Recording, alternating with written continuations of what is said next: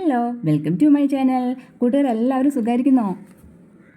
ഇന്ന് നമുക്ക് ഇത്തിരി നേരം ചെടികളുടെ വിശേഷങ്ങളിലേക്ക് പോയാലോ? അപ്പോൾ ചെടികൾ ഇഷ്ടപ്പെടുന്ന കൂട്ടുകാരൊക്കെ പെട്ടെന്ന് ആയോട്ടോ.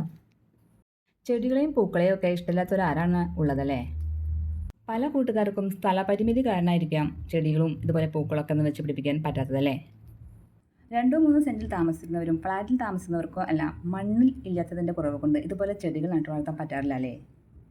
4 ചട്ടിയിലെങ്കിലും ചെടി വയ്ക്കാന്ന് വെച്ചാൽ അതിനും മണ്ണ് വേണ്ടേ. അങ്ങനെ ആഗ്രഹിച്ചിട്ട് മണ്ണില്ലാതെ ചെടി നട്ടു വളർത്താൻ പറ്റാത്ത കൂട്ടുകാർക്ക് ഇതിനു മുമ്പ് ഞാൻ ചെടിയുടെ ഒരു വീഡിയോ ഇട്ടിട്ടുണ്ടേ.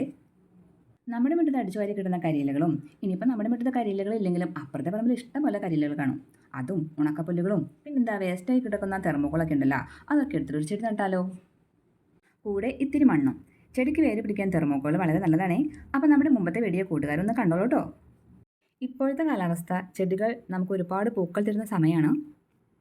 അതുകൊണ്ട് പൈസ ചിലവാക്കി പുറത്തുനിന്ന് വളങ്ങളൊന്നും തന്നെ ചെടികൾക്ക് ഇട്ട് കൊടുക്കേണ്ട ആവശ്യമില്ല. നമ്മുടെ അടുക്കളയിൽ നിന്ന് തന്നെ വേസ്റ്റായി നമ്മൾ പുറത്തേക്ക് വലിച്ചെറിയുന്ന മുട്ടത്തോടും, ഈ മുട്ടത്തോടുണ്ടല്ലോ കൈകൊണ്ട് ഇങ്ങനെ പൊടിച്ചിട്ട് നമ്മൾ ചെടിയുടെ കടക്കിട്ടിട്ട് യാതൊരു കാര്യമില്ല. അതിൻ്റെ നല്ല വളങ്ങൾ വലിച്ച് നന്നായിട്ട് അതിൻ്റെ കാൽസ്യം നമുക്ക് ചെടിക്ക് കിട്ടണമെങ്കിൽ ഇതേപോലെ ജാറെടുത്ത് ഒരുപാട് മുട്ടത്തോട് നമ്മൾ എടുത്ത് വയ്ക്കുക, ഉണക്കിയെടുത്ത് വയ്ക്കുക, കഴുകിയിട്ട് കമത്തി ഒന്ന് വെച്ചാൽ മതി. അതിൻ്റെ വെള്ളം പോയാൽ ഒന്ന് ഉണങ്ങും. അത് കഴിഞ്ഞ് ഇതുപോലെ നമ്മൾ ജാറിലൊക്കെ എടുത്ത് പൊടിച്ച് വെച്ച് കഴിഞ്ഞാൽ ചെപ്പിലൊക്കെ ഇട്ട് വെച്ച് നമ്മുടെ സമയത്തിനനുസരിച്ച് നമുക്കിതുപോലെ ചെടികളൊക്കെ ഇട്ട് കൊടുക്കാം കേട്ടോ. കഴിഞ്ഞ ആഴ്ച ഇതുപോലെ ജമന്തി ചെടിക്ക് മുട്ടത്തോട് പൊടിച്ചത് ഇട്ട് കൊടുത്തായിരുന്നു കേട്ടോ. ഒരാഴ്ച ഇടവിട്ട് മാറി മാറി വീട്ടിൽ തന്നെ വേസ്റ്റ് ആയി കളയുന്ന വളങ്ങൾ ചെടിയുടെ ചുവട്ടിൽ ഇട്ട് കൊടുക്കാവുന്നതാണേ. അതുപോലെ തന്നെ ചായ അരിച്ചിട്ട് കിട്ടുന്ന ചായലയുടെ കൊറ്റനുണ്ടല്ലോ, അതൊക്കെ 2-3 വട്ടം ഈ പൈപ്പ് തുറന്നിട്ട് അതിൻ്റെ മധുരത്തിൻ്റെ അംശം ഉണ്ടല്ലോ ചായലയുടെ, അതൊക്കെ കഴുകി കളഞ്ഞ് ഉണക്കിയതായിരിക്കണം. അത് നമുക്ക് ഇതിൽ ചെടിക്കിട്ട് അതും വളരെ നല്ലതാണ് കേട്ടോ.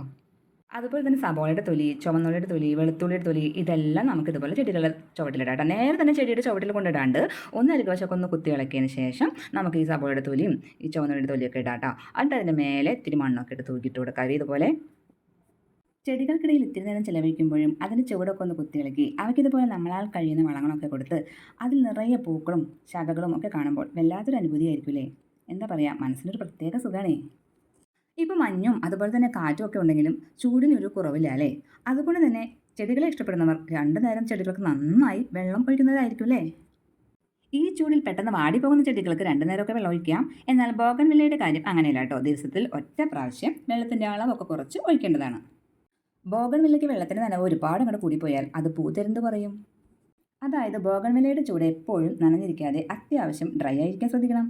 ഒരുപാട് നീളമുള്ള കമ്പുകൾ വെട്ടിക്കളയുകയും വേണം.